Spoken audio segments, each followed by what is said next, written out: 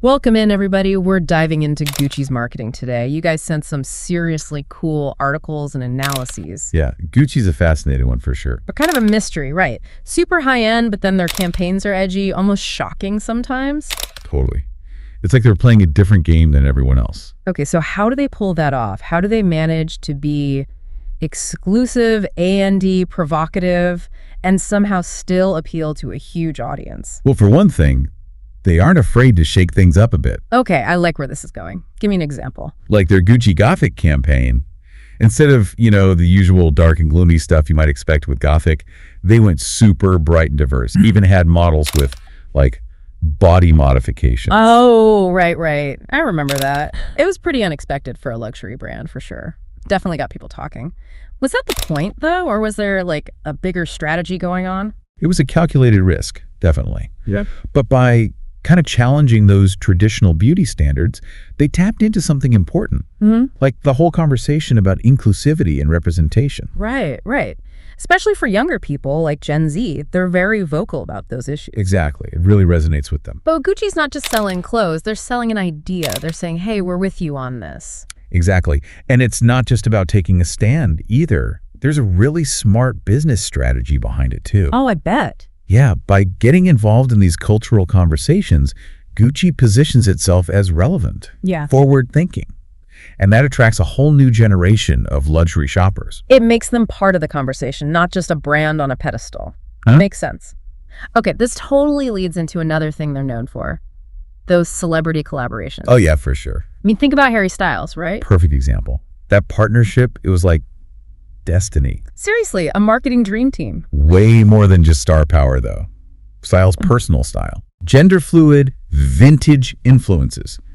It fit Gucci's whole aesthetic perfectly. Plus, don't forget his fan base. Massive, right? Huge. And mostly Gen Z and millennials. Instant credibility for the brand. Right where they wanted to be. So it wasn't just a good look. It was strategic. Their audiences overlapped perfectly. Did it pay off? Oh, yeah. Studies showed online engagement went way up, and there was a definite sales bump too, especially for things Styles wore in the campaigns. Smart.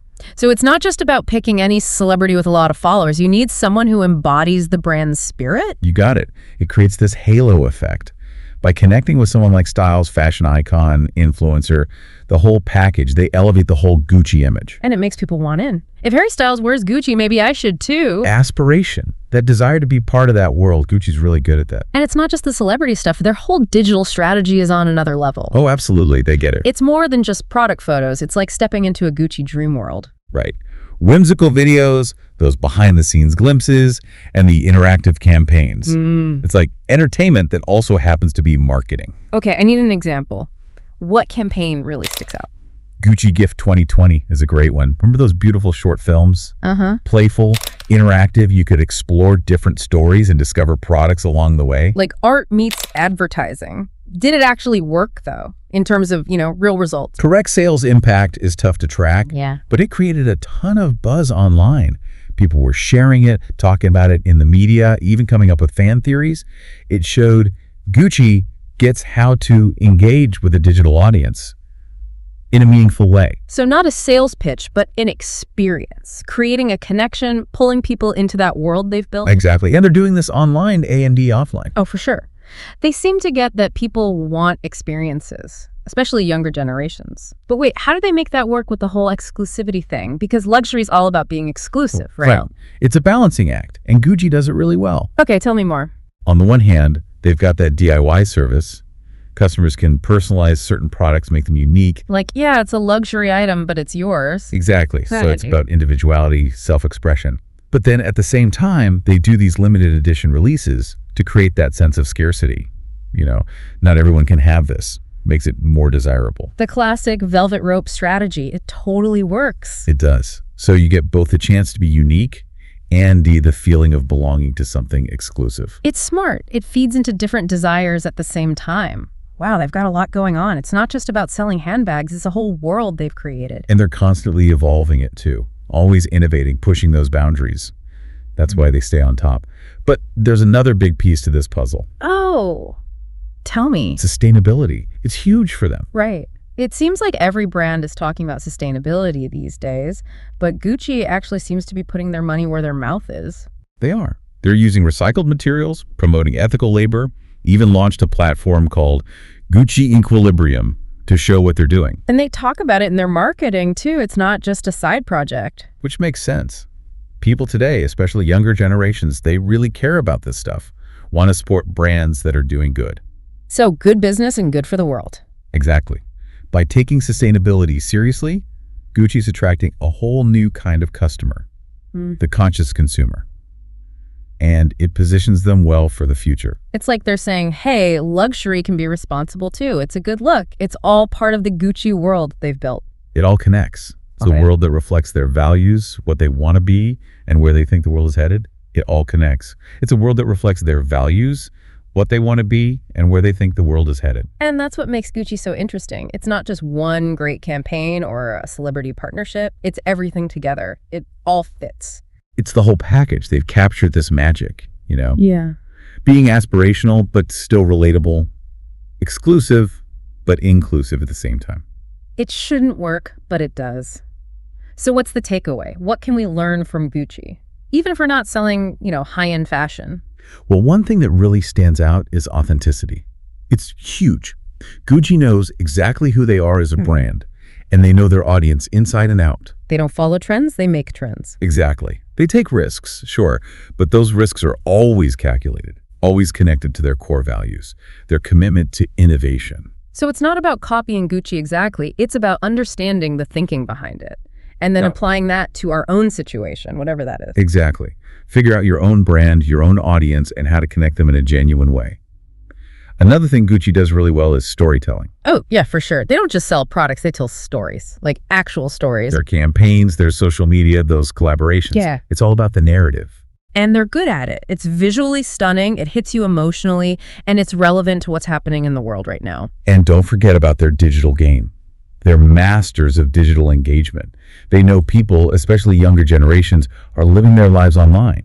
Makes sense. So Gucci's online presence is just an extension of their brand. You're not just shopping, you're entering their world. It's like those virtual reality experiences, but for fashion. Exactly. Social media becomes a virtual gallery, an interactive playground, a fashion show, all rolled into one. No boundaries between the physical and the digital. They really seem to be ahead of the curve. Whatever's next, they're already there. They're not afraid to try new things, that's for sure. Think about that collaboration with The Sims. Bold move. Totally. I mean, high fashion and a video game. It could have flopped, but it didn't. Because they knew the platform, they knew the players, and they knew it was the right time for something like that. It shows they're willing to step outside the box to connect with new people in new ways, even if it's a little weird at first. Exactly. And that's a lesson for anyone. You have to be willing to change, to adapt. What worked yesterday might not work tomorrow. It's about being innovative, staying curious. Gucci's always trying things out, seeing what works, but they're not doing it randomly. There's always a reason, always a strategy behind it. They never forget who they are or who they're talking to. They're leading the way, not following the crowd. It's pretty inspiring, honestly, to see a brand that's successful, A&D creative. It reminds us that marketing isn't just about sales. It's about building connections, creating communities, telling stories that resonate with people. And doing all of that while staying true to yourself, to what your brand stands for. Exactly. Gucci has shown us that you can be luxurious and inclusive, aspirational and relatable, traditional and innovative. It's a powerful mix. They've managed to stay exclusive while also bringing in a much bigger audience. It's impressive. It's a testament to good strategy, creative vision, and understanding the world around us. So, looking back at everything we've learned about Gucci, what really struck you? What was the most impactful part of their approach? For me, it's how they've managed to be both timeless and timely at the same time. It's tricky. I see that. It's like they found the perfect balance between heritage and innovation, luxury and approachability. They never stop evolving, but they never lose their identity. No. They push boundaries, but it always feels genuine, authentic to who they are. It's a good lesson for any brand. Find that balance. Be true to yourself, but don't be afraid to grow. Now, before we wrap up this whole deep dive into Gucci, I got to ask you one more thing, kind of a thought-provoking question. Thinking about what we've learned about Gucci, Are there any other brands out there that you think are doing a good job at balancing that exclusivity with, appealing to a wider audience? Any tactics that stand out to you? Ooh, that's a good question. One brand that pops into my head right away is Tesla. Oh, interesting. I can see that. Definitely an aura of exclusivity around their products. Right. Tesla's a luxury brand, but they've also made electric vehicles more accessible to more people. They've changed how we think about electric cars. It's not just for, eco-warriors anymore. They've made them cool, desirable, aspirational. And they did it through good design, smart marketing, and a very carefully crafted brand image. And you can't forget Elon Musk. He's a huge part of it. Oh, yeah, he's become this icon, right? Innovation, disruption. He's the face of it. His personality, his vision, it's all part of the Tesla brand. Adds to the mystique. And they've built a seriously loyal fan base, like a cult following almost. They're not just buying cars, they're buying into this whole idea of a sustainable future. It's powerful. They've shown that you can have innovation, exclusivity, and a purpose all at the same time, and it works. They've figured out how to appeal to both the luxury crowd and the mass market without compromising on their values. Another fascinating case study. We could probably do a whole other deep dive just on them, but we'll save that for another time. For now, we'll leave our listener with these ideas and let them simmer. See what they come up with. Wow, it's amazing how much we've unpacked here. From Gucci's crazy campaigns to Tesla's whole vibe. Yeah, really makes you think about branding, right? Big time. For our listener out there, I hope this has given you some ideas to play with. Whether you're into marketing, fashion, whatever, the stuff we talked about today, it applies across the board.